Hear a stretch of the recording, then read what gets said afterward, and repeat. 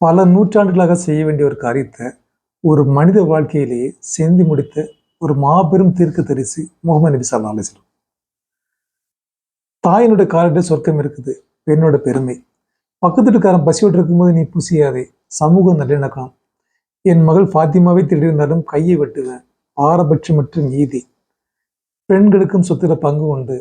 ஆண்கள் பெண்களை விவாகரத்து பண்ணா அதே மாதிரி பெண்களும் ஆண்கள் வெறும் பிடிக்கல அப்படின்னாக்க குலா கொடுத்துக்கலாம் அப்படின்னு சொன்ன ஒரு பெண்களுடைய பாதுகாப்பு, பெண் குழந்தைகள் வந்துட்டு வரம் அப்படின்னு சொல்லி கொடுத்து பெண் உரிமை பேசினவங்க. ஒரு கருப்பரும் ஒரு வெள்ளையரும் சமம்தான் அப்படின்னு சொன்ன ஒரு ஜாதி மதமற்ற, அது இன பாகுபாடு கலைந்த ஒரு மிகப்பெரிய தலைவர். இப்படியாக அவங்களோட பெருமைகளை பற்றி நிறைய சொல்லிக்கிட்டே போகலாம். ஒரு சவ ஊர்வலம் கடந்து போகும்போது, மாற்று மதத்தை சேர்ந்த ஒருத்தர் கடந்து போகும்போது எழுந்து மரியாதை கொடுக்குறாங்க.